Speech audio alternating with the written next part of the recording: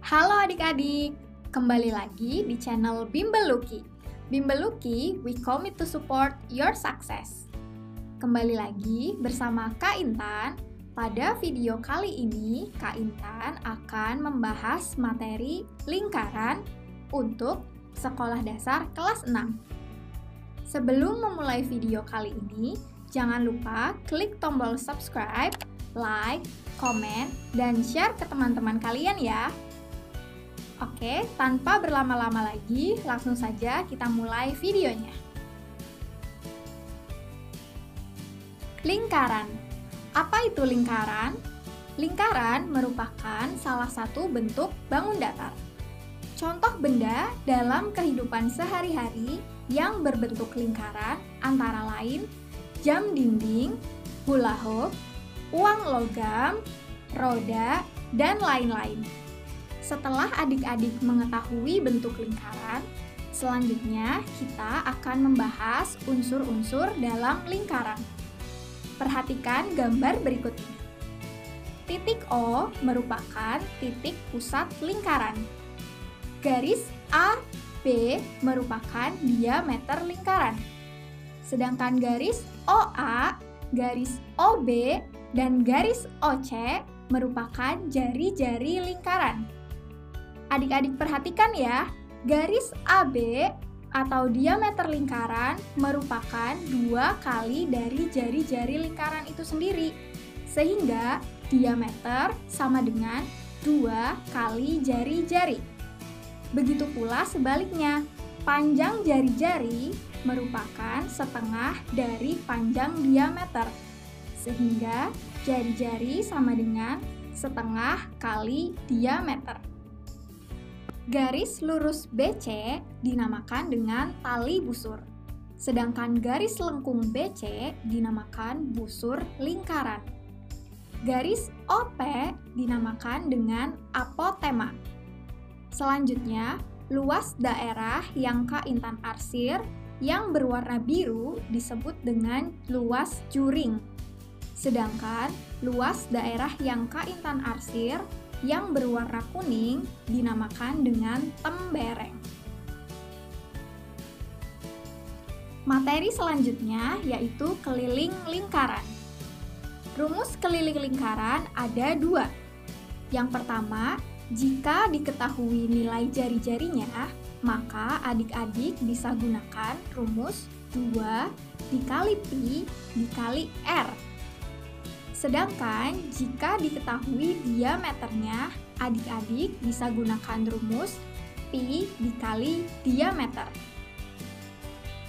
Nilai Pi ada 2 macam, 22/7 atau 3,14.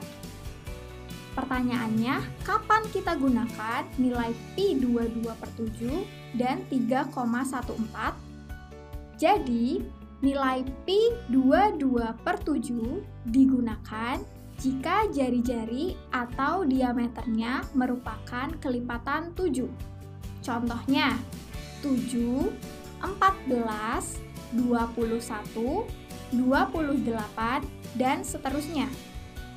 Sedangkan penggunaan Pi 3,14 digunakan jika nilai jari-jari atau diameternya bukan kelipatan 7. Contohnya, 5, 6, 8, 9, 10, dan seterusnya. Contoh soal untuk mencari keliling lingkaran. Nomor 1. Sebuah lingkaran memiliki jari-jari 7 cm. Tentukan keliling lingkaran tersebut. Pada soal diketahui jari-jarinya 7 cm, sehingga nilai Pi yang digunakan yaitu 22/7. Maka rumus kelilingnya sama dengan 2 dikali Pi dikali R. 2 dikali 22/7 dikali 7. 7-nya bisa kita coret sehingga hasilnya 1. Kemudian 2 dikali 22 hasilnya yaitu 44 cm. Sehingga keliling lingkaran tersebut adalah 44 cm. Soal nomor 2. Sebuah lingkaran memiliki diameter 20 cm. Tentukan keliling lingkaran tersebut. Pada soal diketahui diameter sama dengan 20 cm. Sehingga pi yang digunakan yaitu 3,14. Rumus kelilingnya sama dengan pi dikali d. 3,14 dikali 20. Jadi hasilnya 62,8 cm. Sehingga keliling lingkaran tersebut 62,8 cm. Berikutnya, kita akan belajar tentang luas lingkaran. Rumus luas lingkaran juga ada dua macam. Yang pertama, jika diketahui nilai jari-jarinya, maka adik-adik gunakan rumus pi kali r kuadrat. Jika diketahui diameternya, adik-adik bisa gunakan rumus 1/4 dikali pi dikali d kuadrat. Contoh soal untuk luas lingkaran. Nomor 1. Sebuah lingkaran memiliki jari-jari 7 cm. Tentukan luas keliling tersebut. Pada soal diketahui jari-jarinya 7 cm. Jadi, pi yang digunakan yaitu 22/7. Rumus luasnya sama dengan pi dikali r kuadrat, sama dengan 22/7 dikali 7 kuadrat. 7 kuadrat hasilnya 49, sehingga 49 bisa kita bagi dengan 7, menjadi 7.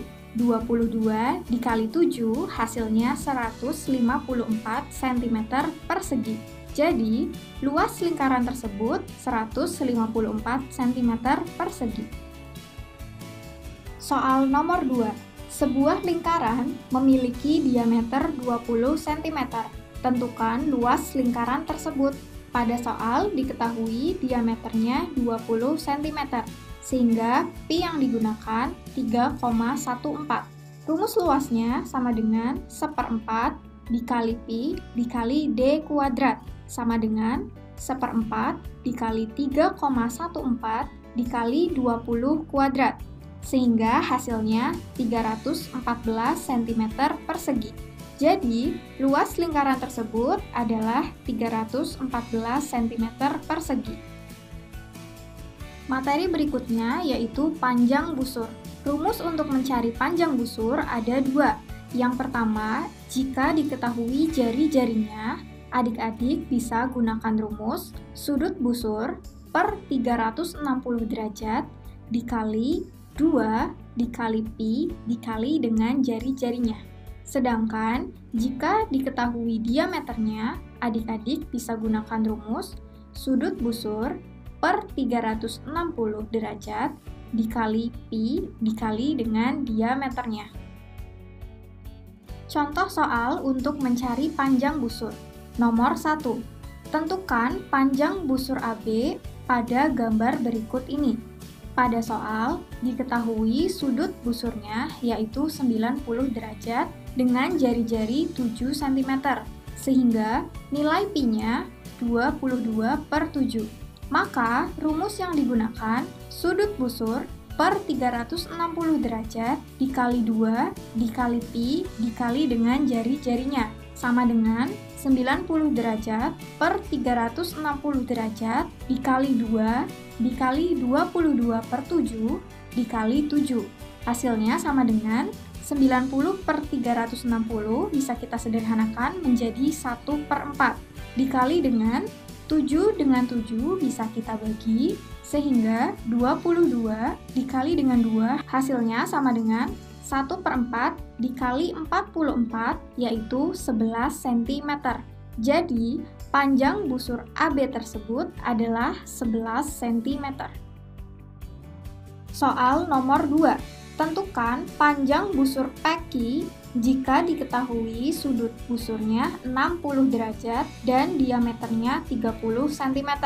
Pada soal diketahui sudut busurnya 60 derajat dengan diameter 30 cm. Sehingga rumus pi yang digunakan 3,14. Maka, rumus panjang busur, sudut busur per 360 derajat dikali pi dikali dengan diameternya, sama dengan 60 derajat per 360 derajat dikali 3,14 dikali 30. Sudutnya bisa kita sederhanakan menjadi 1/6 dikali dengan 94,2 sehingga didapatkan hasilnya 15,7 cm. Jadi, panjang busur peki yaitu 15,7 cm. Berikutnya yaitu tentang luas juring. Rumus untuk mencari luas juring juga ada dua macam. Yang pertama, jika diketahui jari-jarinya, adik-adik bisa gunakan rumus sudut juring per 360 derajat dikali pi dikali r kuadrat. Sedangkan jika diketahui diameternya, adik-adik bisa gunakan rumus sudut juring per 360 derajat dikali 1/4 dikali pi dikali d kuadrat. Contoh soal untuk mencari luas juring. Nomor 1. Tentukan luas juring POQ pada gambar berikut ini. Pada soal diketahui sudut juringnya 90 derajat dengan jari-jari 7 cm. Maka pi yang digunakan 22/7. Sehingga rumus untuk mencari luas juring, sudut juring per 360 derajat dikali pi dikali r kuadrat. Sudutnya bisa kita sederhanakan menjadi 1/4 dikali dengan 22/7 dikali 7 kuadrat, sehingga hasilnya 38,5 cm persegi.